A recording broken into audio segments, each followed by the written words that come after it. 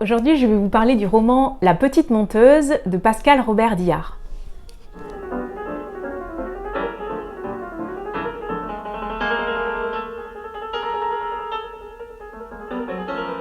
C'est la rentrée littéraire, alors il va y en avoir beaucoup de romans et c'est super pour ceux qui aiment lire, mais on va y aller petit à petit.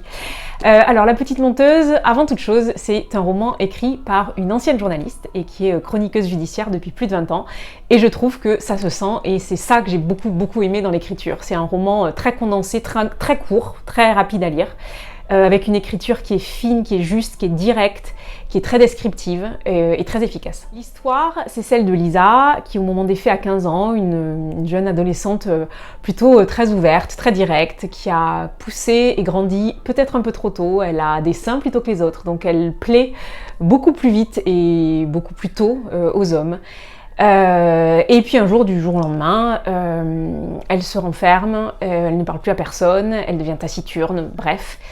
Tout le monde commence à s'inquiéter autour d'elle et elle finit par avouer qu'elle a été abusée, puis plus tard elle dit avoir été violée. L'homme en question, qui s'appelle Marco, est condamné à 10 ans de prison. Quelques années plus tard, procès d'appel, et c'est en fait à ce moment-là que l'histoire se passe. Procès en appel, elle est majeure, elle décide de changer d'avocat. Elle va voir une certaine Alice, qui pour moi est l'héroïne de ce roman, vraiment. Alice est avocate donc, et elle demande à cette avocate de la défendre parce que c'est une femme.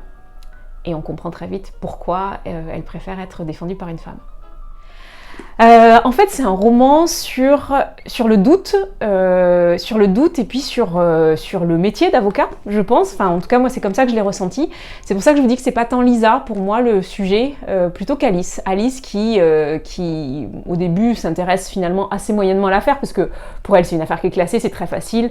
Tout est vraiment, on va dire, pour Alice, enfin, dans le sens où c'est évident qu'elle dit la vérité. En plus, il y a des experts qui sont venus sur le sujet, tout le monde a dit que psychologiquement elle était tout à fait saine, enfin bref. Sauf que très vite, et donc ça n'est pas spoilé que de le dire parce que c'est quand même le titre du roman, très vite Lisa avoue avoir menti. Et là, il y a un petit problème, c'est que l'avocate qui pense prendre une affaire se retrouve avec une autre affaire complètement différente, puisqu'elle doit défendre une victime qui est en fait coupable, ou pas. Parce que c'est toute la saveur du roman, c'est qu'en fait, jusqu'au bout, peut-être cette Alice est-elle une victime. J'ai bien aimé la construction parce que c'est très humain.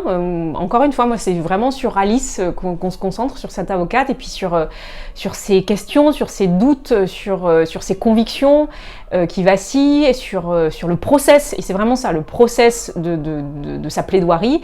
D'ailleurs, moi j'espère pas trop dire, mais en gros, elle se teste avec nous, elle teste sa plaidoirie avec le lecteur quasiment. On voit comment elle la fait avancer, mais parce qu'en fait on va pas vraiment au bout.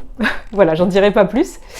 Donc j'ai beaucoup aimé, vous l'aurez peut-être compris, c'est un roman, mais d'ailleurs pendant longtemps j'ai cru que c'était une vraie affaire, et en fait il semblerait que non, c'est vraiment romancé. Après l'auteur s'est évidemment inspiré de tous les procès qu'elle voit, puisqu'elle est chroniqueuse judiciaire, mais je retiens vraiment la subtilité du sujet, la difficulté, la finesse et ce que je trouve passionnant dans les procès, à savoir tout n'est pas noir ou blanc, et donc tout réside dans ce fait-là, dans le fait de chercher le gris qui peut faire basculer un juré.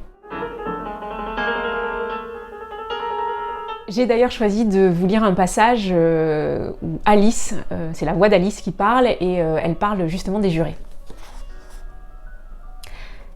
Je sais quelques petites choses sur vous. Votre nom, votre prénom, votre âge, votre métier. Tout cela figure sur la liste qu'on nous a distribuée le premier jour. Vous vous en souvenez tous de ce premier jour, n'est-ce pas? Je vais vous faire un aveu, j'aime beaucoup ce moment. Le crépitement des jetons de bois dans l'urne, la main de la présidente qui en saisit un et lit votre numéro. Votre visage, juste avant que vous le recomposiez pour vous lever et avancer devant nous. Élu. Vous avez été élu. Vous le savez, puisque d'autres avant ou après vous ont été récusés. Je vous observe depuis 2 jours. C'est long, 2 jours. Assis, exposé, à écouter. On vous a conseillé de prendre des notes. On vous a dit que ce serait la seule chose que vous emporteriez pour le délibérer. J'ai essayé de deviner pourquoi ce témoin et pas celui-là. Pourquoi cette phrase-là et pas cette autre retenait votre attention. On vous dit aussi qu'il ne faudrait surtout rien montrer de vos sentiments. Pas de sourire, pas de rire, pas de soupir, pas de larmes. Impassible. On vous a demandé d'être impassible. C'est ce qui a dû le plus vous impressionner au début. Nulle part ailleurs qu'ici, à la cour d'assises, on demande à des femmes et à des hommes de se transformer en statues de pierre. D'ailleurs, vous n'y êtes pas parvenu. J'ai cru percevoir ce qui vous a agacé, ce qui vous a intéressé, ce qui vous a ému. Lisa Charvet ne vous a pas ému. C'est même le contraire qui s'est passé. Vous lui en voulez, n'est-ce pas? Moi aussi.